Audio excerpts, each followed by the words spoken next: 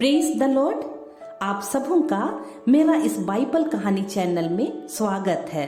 दोस्तों, आज की बाइबल की कहानी कैन और हाबिल दो भाइयों की है। आपको याद होगा दोस्तों, जब आदम और हवा ने परमेश्वर की आज्ञा का उल्लंघन किया तो परमेश्वर ने उन्हें अदन की वाटिका से बाहर निकाल दिया। इसके बाद आदम और हवा को पृथ्वी पर बहुत दुख उठाने पड़े। उन्हें अपने भोजन के लिए कड़ी मेहनत करनी पड़ी। इसी दौरान उनके दो पुत्र हुए। पहला बेटा था कैन तथा दूसरा का नाम था हाबिल। उनके और भी पुत्र पुत्रियां थे, लेकिन इस कहानी में मैं कैन और हाबिल की चर्चा करने जा रही हूँ। बड़े होने पर कैन किसान बन गया।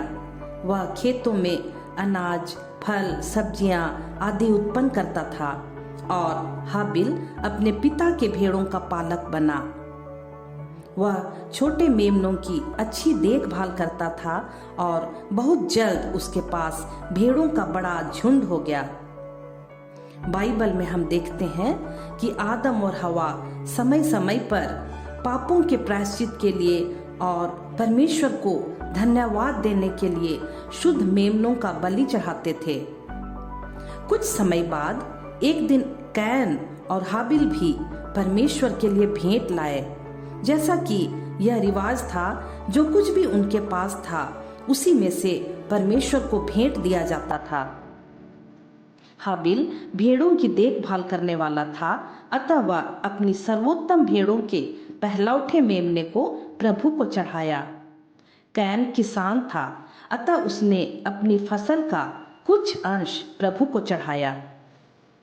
परमेश्वर हाबिल की भेंट से तो प्रसन्न हुआ और उसे आशीष भी दी, लेकिन कैन की भेंट को वह अस्वीकार किया।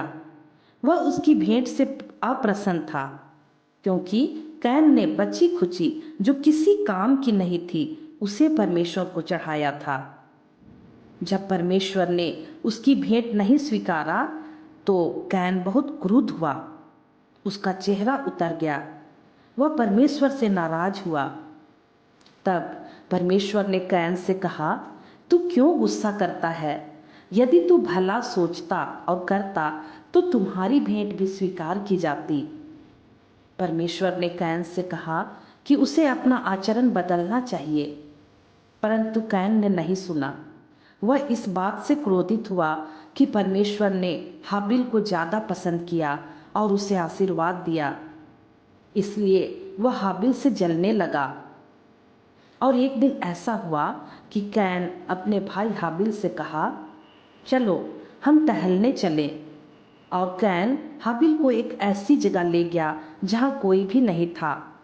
और जब वे वहाँ अकेले थे, कैन ने अपने भाई हाबिल पर हमला किया। उसने उसे इतनी जोर से मारा कि उसके वार से वह मर गया। कैन ईर्ष्या के कारण अपने भाई को मार डाला और भयंकर पाप कर बैठा। यह पृथ्वी पर सबसे पहले बहाया गया रक्त था। घर आने पर उसके पिता ने हाबिल के बारे में पूछा। कैन ने कहा, मुझे नहीं पता। लेकिन ईश्वर को सब कुछ पता था। ईश्वर तो चाहता था कि कैन अपनी गलती को स्वीकार करे और क्षमा मांगे। ईश्वर ने उसे परखने के लिए पूछा, तुम्हारा भाई कहाँ है? कैन ने जवाब दिया, मैं नहीं जानता। क्या मैं अपने भाई का रखवाला हूँ? यहाँ भी कैन ने झूठ बोलकर पाप किया। और प्रभु ने कैन से कहा, ये तुमने क्या किया कैन? तुम्हारे भाई का रक्त भूमि पर से मुझे पुकार रहा है। भूमि ने मुंह फैलाकर तुम्हारे भाई हाबिल का रक्त ग्रहण किया, जिसे तुमने बहाया है। उसका खून न्याय मांग रहा है, क्योंकि वह तो निर्दोष था। तुमने हत्या की और झूठ भी बोला, इसलिए तुम शापित होकर उस भूमि से निर्वासित किए जाओगे। तुम आवारे की तरह पृथ्वी पर मारे मारे फिरोगे। तुम उस भूमि पर खेती करोगे तो वह कुछ भी पैदा नहीं करेगी। यह सुनकर कैन बहुत दुखित हुआ और उसने परमेश्वर से दया मांगी और कहा, मैं यह दंड सह नहीं सकता, मुझे क्षमा कर और मुझे तुझसे दूर ना कर। मैं पृथ्वी पर आवारों की तरह मारा मारा फिरूंगा और भेंट होने पर कोई भी मेरा वध कर देगा। इस पर प्रभु ने कैन से कहा, क्योंकि हमारा ईश्वर बहुत दयालु परमेश्वर है, वह कैन को बचाना चाहता था। उसने कैन से कहा, नहीं, जो तुम्हारा वध करेगा उससे इसका 7 गुना बदला लिया जाएगा। कहीं ऐसा न हो कि कैन से भेंट होने पर कोई उसका वध करे। इसीलिए प्रभु ने कैन पर एक चिन्ह अंकित कर दिया और कैन को जीवित रहने दिया। इसके बाद कैन प्रभु के पास से चला गया और अदन के पूर्व में नोद देश में रहने लगा। परमेश्वर कैन जैसे बुरे सोच वालों से प्रसन्न नहीं होता। दोस्तों, जब कैन ने अपने भाई हाबिल को जान से मार दिया, तब परमेश्वर ने उसे सजा दी और उसे परिवार के लोगों से दूर कर दिया। दूसरी ओर हाबिल एक अच्छा व्यक्ति था और परमेश्वर ऐसे व्यक्ति को कभी नहीं भूलता।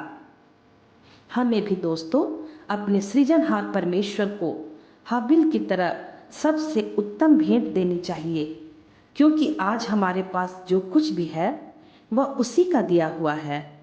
हमें हमेशा परमेश्वर के दानों के लिए धन्यवादी होना चाहिए। साथ ही यदि हम परमेश्वर की आज्ञा को नहीं मानते हैं, पाप करते हैं, तो हमें जल्दी ही क्षमा मांग लेनी चाहिए, ताकि हम किसी परीक्षा में ना पड़ें। हमारा पिता बहुत दयालु है, उसने कैन को भी क्षमा किया। बाद में समय आने पर कैन ने नोद देश में रहने वाली स्त्री से विवाह किया। उसके संतान उत्पन्न हुए। उसका पहला पुत्र हनोक था, जो परमेश्वर का भय मानने वाला था। आदम और हवा के अन्य बेटे बेटियों ने भी विवाह किया और उनके भी बच्चे हुए। बहुत जल्दी पृथ्वी बहुत से लोगों से भर गया।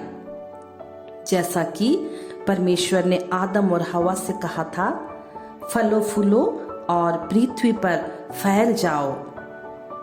आशा करती हूँ यह छोटी कहानी आपको पसंद आई होगी। इस कहानी के द्वारा परमेश्वर आप सबों को आशीर्वाद प्रदान करे। आमीन। Praise the Lord.